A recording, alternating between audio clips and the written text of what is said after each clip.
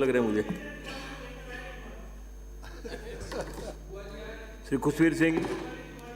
सभापति महोदय धन्यवाद, आपने मुझे अवसर प्रदान किया राज्यपाल महोदय के अभिभाषण पर। मैं मेरी बात प्रारंभ करूं और इस पुस्तिका को सरसरी तौर पे देखा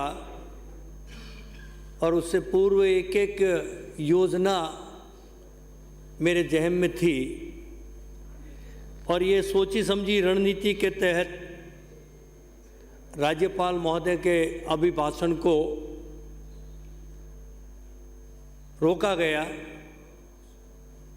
उसमें खलल डाली गई ताकि ये अगर राज्यपाल महोदय का अभिभाषण राजस्थान की जनता कल YouTube के माध्यम से देख लेती तो हम प्रतिपक्ष वाले सख्ते में आ जाते। इसलिए प्रतिपक्ष का काम है वो अपना काम करेगी, सत्ता पक्ष सरकार अपना काम करेगी। अगर प्रतिपक्ष अपनी बात को सरकार के साथ बात मिला के अगर कह देगी तो उस दिन लोकतंत्र इस देश में सख्ते में आ जाएगा। लेकिन उस सोच के साथ हमें विरोध करना चाहिए, सकारात्मक सोच के साथ में। हम नकारात्मक सोच के साथ में, अभी पेपर लीक की चर्चा हो रही थी, मैं अध्यक्ष महोदय को धन्यवाद दूंगा, उन्होंने बहुत सटीक सुझाव दिया। हम तो माइलेज ले रहे थे, उसमें कमी निकालनी, उसमें कमी निकालनी, और किसके सरकार में आज दिन तक नहीं हुआ, कहाँ का नहीं हुआ, इसको कैसे निकालें, उसका सुझाव अध्यक्ष महोदय ने बहुत सटीक दिया कि पूर्व में जो भर्तियाँ हो रही थी जिला स्तर पे। और सभापति महोदय मैं कहना चाहूँगा उस वक्त मेरे पश्चिमी राजस्थान के शैक्षिक दृष्टि से पिछड़ा क्षेत्र है, बहुत पिछड़ा क्षेत्र है। पाली, जालोर, सिरोही, बाड़मेर, जैसलमेर, जोधपुर, और वहाँ पे हमारी जितनी भी भर्तियाँ होती है उसमें दूसरे ज़िले के लोग आ जाते हैं, युवा, वो पढ़े लिखे होशियार है, ज़्यादा शिक्षित है, और उनका हमारे वालों का नंबर कहीं नहीं आता है, वो वहाँ के वहाँ ठहरे हुए हैं। और ये पूर्व की भांति जो अध्यक्ष महोदय ने सुझाव दिया और कोर्ट के आदेश से, और कोर्ट में हमने जाके पैरवी नहीं की, हम बात करते कि आज जो हालात हो रहे हैं उसके पीछे कारण क्या, उस कारण में जाएंगे, हम तो आरोप प्रत्यारोप लगाते रहेंगे। और मैं आपको कह रहा हूँ उससे एक और आने वाले समय में बहुत बड़ी विषमता पैदा होने वाली है, विरोध होगा, आंदोलन होगा। जो हमारे पश्चिमी राजस्थान के जनजाति से आने वाले हमारे भाई हैं, मैं परसों ही मारवाड़ जंक्शन, सुमेरपुर वहाँ गया था और वहाँ के पूर्व प्रधान हरिशंकर जी, गुलाब सिंह जी, इन्होंने मुझे बुलाया और वहाँ के जनजाति भाइयों ने मुझे बुलाया और अपनी बात कही कि आज दिन तक हमें आरक्षण का लाभ नहीं मिला। हम वहाँ के वहाँ हैं, हमारे पटवारी, कांस्टेबल इस लेवल के भी हैं, वो दूसरे ज़िले से आते हैं, 4 महीने ज्वाइन करके और ट्रांसफ़र करा के चले जाते हैं, और हम वहाँ के वहाँ खाली, हमारे पद खाली खाली रह जाते हैं। तो ये विषमता जो है इसको कैसे किया जाए, और नहीं तो सभापति महोदय मैं आज आपको बात कह रहा हूँ, एक बहुत बड़ा आंदोलन होगा और कहीं ये मांग नहीं उठने लग जाए कि हमारे मरु प्रदेश को अलग किया जाए राजस्थान से। अगर ये बात बढ़ती गई तो हमारे युवाओं में बहुत ये आक्रोश है। वो युवा ये बात कर रहे हैं कि आज दिन तक आज हम ट्राइबल एरिया सब प्लान की अगर बात करें उसका भी लाभ नहीं मिल रहा है, माडा का उनको हमें लाभ नहीं मिल रहा है। माडा के अंदर सभापति महोदय ऐसा क्राइटेरिया बना दिया, 10,000 की जनसंख्या या वहाँ की जनसंख्या की आधी जनसंख्या ट्राइबल की हो तो उनको लाभ मिलेगा। अब हमारे यहाँ तो बिखरी जनजाति क्षेत्र है, कहीं 2 घर है, कहीं 4 घर है, बाड़मेर, जालोर, सिरोही, पाली, आप देखें उनकी स्थिति देखें आप, क्या हालात है उनके। और उनको अगर हम वो भी लाभ नहीं दे पा रहे, उसमें भी ऐसा क्राइटेरिया बना दिया, उनको विद्युत कनेक्शन में आरक्षण नहीं मिल रहा, लाभ नहीं मिल रहा है। आज मैं अखबार में पढ़ रहा था कि ट्राइबल सब एरिया में 100% सौर ऊर्जा में उनको लाभ दिया जाएगा, 100% अनुदान दिया जाएगा। तो हमारे वाले ट्राइबल को क्यों नहीं दिया जाएगा? उन्होंने कौन सा गलत काम कर दिया? और उनकी स्थिति देखे, एक भी आरपीएस और आरएस नहीं बन पाया उस क्षेत्र का, एक भी व्यक्ति आज दिन तक आरक्षण का लाभ उनको कोई नहीं मिला। और वो मुझे कहा कि साहब ये आरक्षण 75 वर्षों में हम कुछ नहीं कर पाए, तो इसका कोई पता नहीं है। जिस तरह से प्राइवेटाइजेशन हो रहा है तो हम क्या करेंगे, हम तो जहाँ हैं वहीं रह जाएंगे। और मैं ये जिलेवार भर्तियों की मांग इसलिए कर रहा हूँ सभापति महोदय कि आम युवाओं को इसका लाभ मिलेगा, और विशेषकर हम जो शैक्षणिक दृष्टि से पिछड़े हुए उनको लाभ मिलेगा। सभापति महोदय, मेरा पुरजोर सरकार से अनुरोध है कि हमारे अध्यक्ष महोदय ने आज जो सुझाव दिया उस पर हमें गौर करना चाहिए पक्ष प्रतिपक्ष को, और हम किस तरह भविष्य में सुधार करें और आम युवाओं को क्षेत्रवाद की बात आने लग जाएगी, मांग आने लग जाएगी, उससे पूर्व हम इनकी मांगों को हम पूरा करें। मैं जब ये अभी प्रतिपक्ष के साथी, हम तो पक्ष हैं न प्रतिपक्ष के हैं, हम उस स्थान पे खड़े हैं, सम दृष्टि से देखने वाले हैं। अगर पक्ष में भी कुछ है तो वो भी बात कहेंगे, और प्रतिपक्ष में भी कुछ है तो वो भी बात करने की क्षमता मादा भी रखते हैं। सभापति महोदय, अभी बात चल रही थी, उससे पूर्व मैं एक बात कहना चाहूँगा। ERCP मुख्यमंत्री जी अपने स्तर पर कर रहे हैं ईस्टर्न राजस्थान कैनाल प्रोजेक्ट को। मैं कहना चाहूँगा इस पर केंद्र सरकार सहयोग करे, और मैं इसलिए कहना चाहूँगा कि ईस्टर्न राजस्थान तो है लेकिन वेस्टर्न राजस्थान के हालात बहुत ही ख़राब है।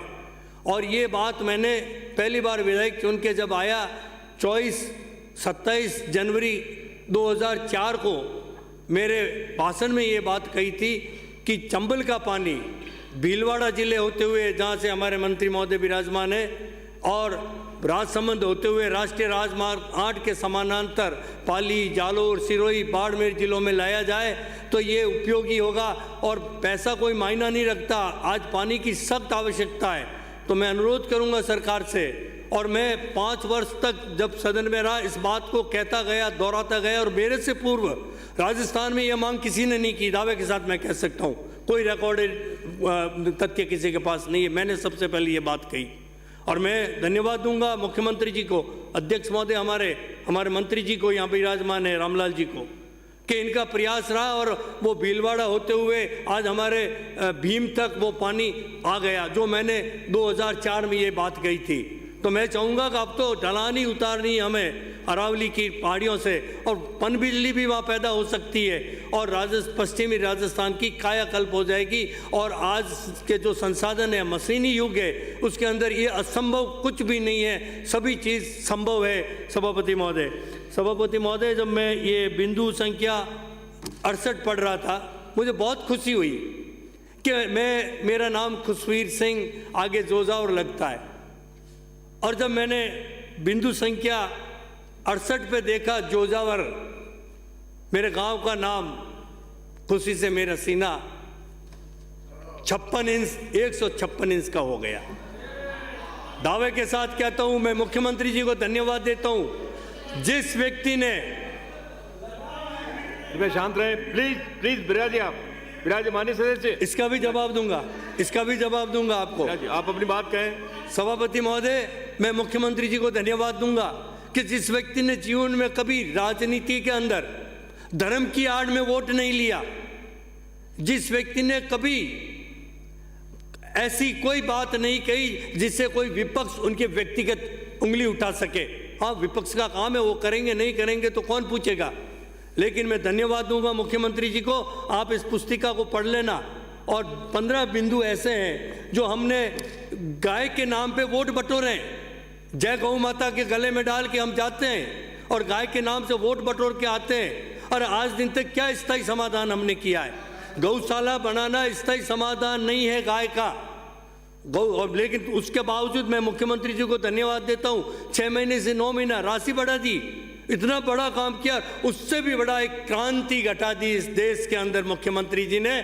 और ये मेरे गांव का नाम जैसे इस पुस्तिका में पढ़ा, मुझे बहुत खुशी हुई। और वो योजना नहीं है, वो मुख्यमंत्री जी की क्रांति है। और आप इसके बारे में मैं प्रतिपक्ष और पक्ष के साथियों को कहना चाहूँगा, उसको आप जाने समझे उस चीज़ को कि पहला भ्रूण प्रत्यारोपण केंद्र देसी नस्ल की गाय जो हमारी गिर नस्ल गुजरात से ब्राज़ील जाती है, साउथ अमेरिका में वह 25 से 40 लीटर दूध देती है देसी गाय।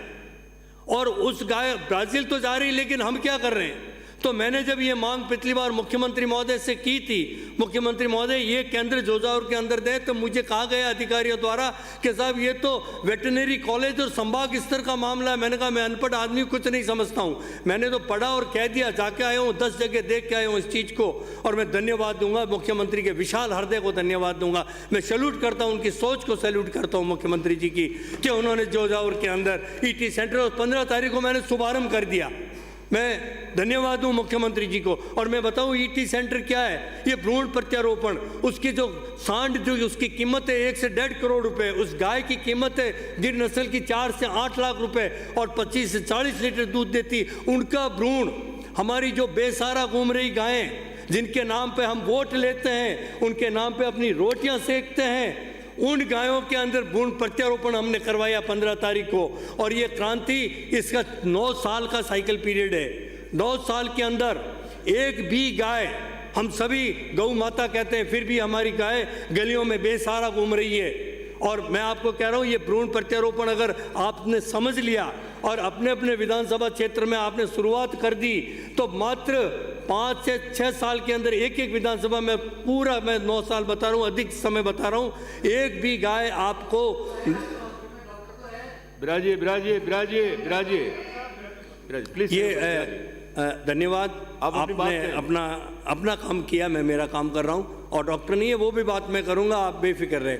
और मैं कह रहा हूँ, अगर ये सक्सेस होगा, 100% सक्सेस होगा, और ये हो गई तो ये क्रांति है सभापति महोदय, योजना नहीं है, क्रांति है। जितनी भी हमारी गौशालाएं हैं, मैं आपको दावे के साथ कह रहा हूँ, वो डेयरी में तब्दील हो जाएगी, डेयरी के अंदर तब्दील हो जाएगी। और हमने बचपन में पढ़ा था कि हिंदुस्तान के अंदर दूध और दही और घी की नदियाँ बह रही थी, वो वापस न बह जाए। तो मुझे आप कह देना, मैं दावे, मैं तो रहूँ नहीं रहूँ, जिस बीमारी से जूझ रहा हूँ मैं, लेकिन मैं दावे के साथ कह रहा हूँ, ये साइकिल पीरियड पूरा होते ही हमारे यहाँ दूध और दही की नदियाँ बहेगी, ये मैं आपको कह रहा हूँ। सभापति महोदय, मैं मुख्यमंत्री जी को धन्यवाद दूंगा कि मुख्यमंत्री जी ने, अभी बिजली के बिल के करंट की बात चल रही थी, मुख्यमंत्री जी ने हमें प्रशासन गांवों के संग अभियान में ये हमें हिदायत दी थी कि जहाँ पे भी जाओ और मेरे योग्य जो सुझाव हो तुम ढूंढ के लेके आना। हम सभी ने उन कैंपों में गए, 50 मांगे थी, लेकिन 2 मुख्य मांगे थी। एक मांग तो वो थी कि जो बीपीएल में वंचित रह गए, 2 रुपये किलो गेहूं से वो परिवार, उनकी जगह हो सकता है पैसे वालों का नाम जुड़ गया हो। लोकतंत्र में हम कटवाने की हम हिम्मत नहीं कर सकते, लेकिन वंचित रह गए। और दूसरी, जब जिस गांव में भी गया तो गांव वालों ने कहा मुझे कि साहब बिजली के बिल में हमारे करंट आता है। तो मैंने समझा करंट वायर शॉर्ट होगा, अधिकारियों को पूछा कि नहीं साहब वायर शॉर्ट नहीं है, बिजली का बिल ज़्यादा आता है।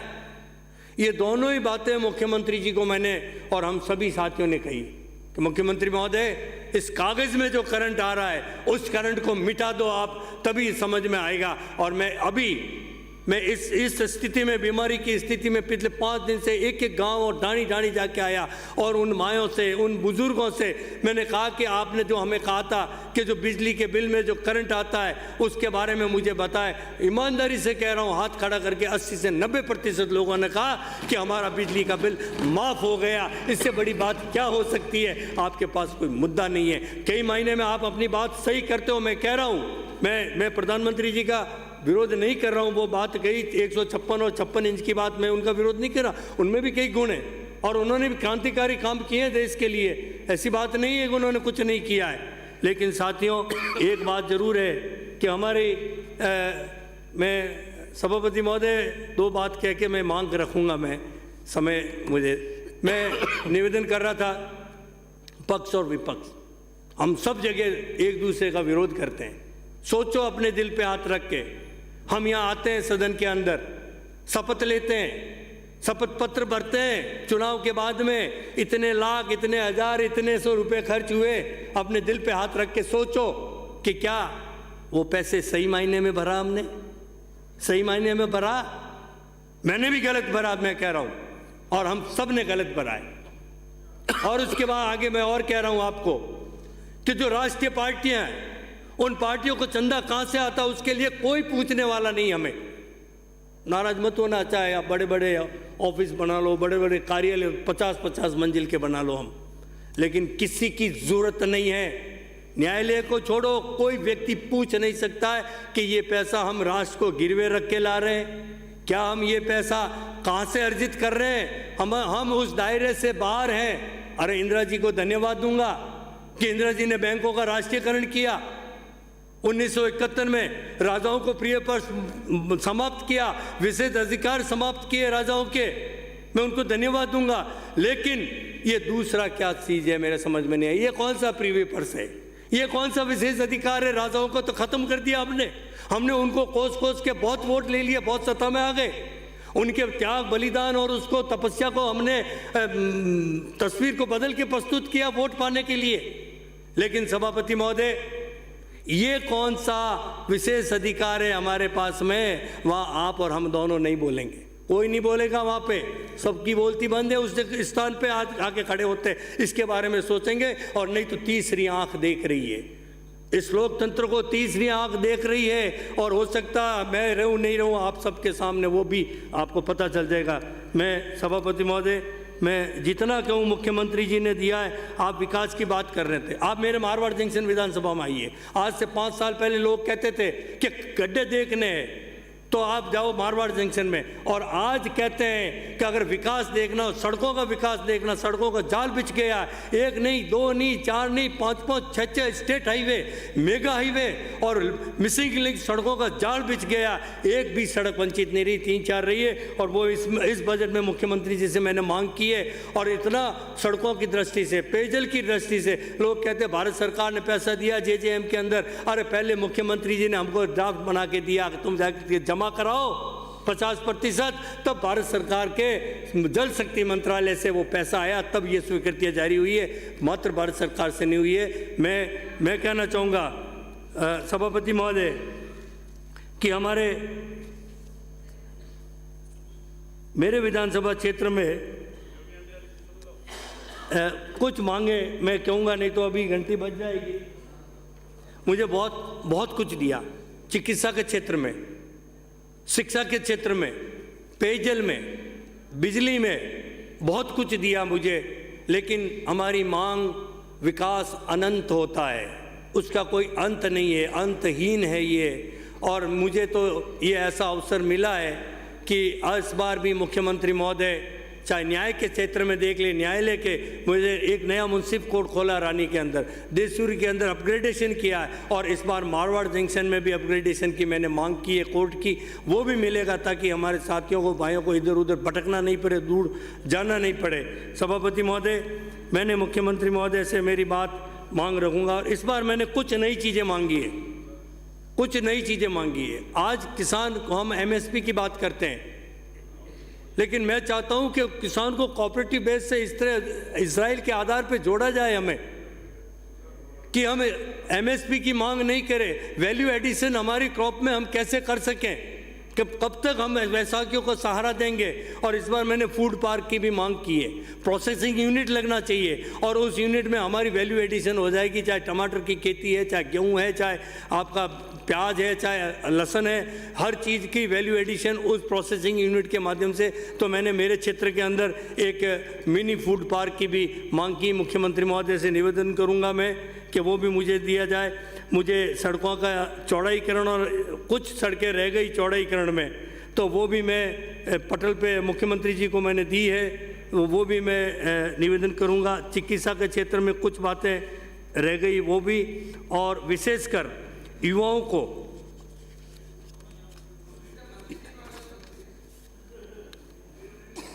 मंत्री जी महान बात जारी है। रखें। मंत्री जी के यहाँ से फाइलें बड़ी आप मुश्किल करें से वाणी निकलती सदस्य, है। प्लीज। मंत्री महोदय लंबे समय तक पड़ी रहती है, मुझे पीड़ा है। मैं तो इस स्थान पे खड़ा हूँ, इधर उधर देख लेता हूँ, दोनों तरफ सही बात कहता हूँ मैं। सभापति महोदय, मैंने इस बार एक युवाओं के लिए मैंने नवीन ऊर्जा और नवीनीकरण ऊर्जा एक्सपीरियंस सेंटर मांगा। मेरे पहाड़ी क्षेत्र में 5-7 पंचायतें आती हैं, वहाँ ये जो ऊर्जा है, ये ऊर्जा तो हमारी अस्थायी है, लेकिन स्थायी ऊर्जा की मैंने मांग की है। पन बिजली हमारे नई विंड मिल्स की मांग की है मैं, पवन चक्की वाली, और वो केंद्र की भी मैंने मांग की है। इसके साथ ही मैं निवेदन करना चाहूँगा कि हमारे स्टार्टअप उद्यमियों के लिए इंक्यूबेशन सेंटर की भी मैंने, हमारे मंत्री महोदय विराजमान है, बहुत ही पिछड़ा क्षेत्र था और मैंने बजट में भी दिया है, तो आप मुझे वो भी दे। मैं आंगनबाड़ी कार्यकर्ताओं के बारे में कहना चाहूँगा। आंगनबाड़ी कार्यकर्ताओं की एक बहुत बड़ी पीड़ा है सभापति महोदय कि उनको मोबाइल दिए गए, बहुत खुशी की बात है, उनको मोबाइल दिए गए, लेकिन मोबाइल ऐप के साथ उनको जोड़ दिया गया है और वो इतनी अल्प वेतन में कितना उनको कहाँ भटकना पड़ता, कितना कहाँ तक जाना पड़ता है। उनकी रिकॉर्डिंग तो हम करते हैं और उनको हम दे क्या रहे हैं। तो मैं चाहूँगा मुख्यमंत्री महोदय से, विशाल हृदय के मुख्यमंत्री है, और आंगनबाड़ी बहनों ने मुझे बुला के कहा कि हमें एक व्यक्ति पे ही विश्वास है और वो उसका नाम है अशोक गहलोत। और मुझे विश्वास है मुख्यमंत्री जी ने उन बुजुर्गों को, मैं जाता हूँ जहाँ भी बुजुर्ग कहते हैं कि मेरा सपूत बेटा तो एक ही है जो हमें चारों धाम की यात्रा करवाता है, कभी धर्म के नाम पे वोट नहीं मांगे, फिर भी चारों धाम की यात्रा करवाता हमारा एक बेटा, सपूत बेटा, वो है अशोक गहलोत। मुझे कहा कि अशोक गहलोत हमें यात्रा करवाता है। साथियों, ये बात तो हम भी कर सकते थे, हम पक्ष के भी कर, मैं शांत रहे प्लीज, आप मुझे बोलने दीजिए, आप अपनी बात जारी रखें, समाप्त करें। आपके प्रधानमंत्री जी की तारीफ करता हूँ, प्रधानमंत्री जी ने काम अच्छा किया और उनका एक भाषण भी मैंने सुना है। सदस्य अपनी बात समाप्त करें। सर 2 मिनट, ये अब इन्होंने बात ही छेड़ दी। आप इधर देखिए ना, उधर इन्वाइट क्यों करते हैं उनको। प्रधानमंत्री जी ने बहुत अच्छा भाषण दिया था और उन्होंने एक बात कही थी कि आज कोई वार्ड पंच भी अपना 1 महीने पहले त्याग पत्र नहीं दे सकता है, लेकिन उन राजाओं को मैं सैल्यूट करता हूं जिन्होंने सब कुछ होते हुए 1947 में देश के लिए सब कुछ समर्पित कर दिया है और उनका म्यूजियम वहाँ गुजरात में बनाया गया है। उस स्थान का नाम याद नहीं आ रहा मुझे, नहीं, आप तो आगे रखें अपने। मैं धन्यवाद देता हूँ, उसके लिए धन्यवाद देता हूँ मुख्यमंत्री जी को कि मुख्यमंत्री जी ने वो काम भी, प्रधानमंत्री जी ने वो काम किया, उसके लिए धन्यवाद दे रहा हूँ। मैं अंत में मेरी बात समाप्त करूं उससे पूर्व मैं मुख्यमंत्री महोदय को मेरे हृदय की अंतः गहराई से करबद्ध निवेदन करूंगा कि आपने जो विशाल हृदय दिखाते हुए मारवाड़ जंक्शन विधानसभा क्षेत्र को जितना दिया है, बहुत दिया, लेकिन हमारी अनंत है हमारी मांगे, लेकिन इस बार भी मुझे बहुत कुछ मिलेगा। मंत्रिमंडल विराजमान है, तो मैं जिस परिस्थिति में हूँ, मेरी परिस्थितियों को देखते हुए कि आप शायद क्या पता कुछ क्या होगा, कल क्या होगा, किसने देखा, लेकिन मैं चाह रहा हूँ कि इस बार भी मुझे आप दें। और सभापति महोदय, आपने मुझे बोलने का समय दिया, उसके लिए बहुत बहुत धन्यवाद।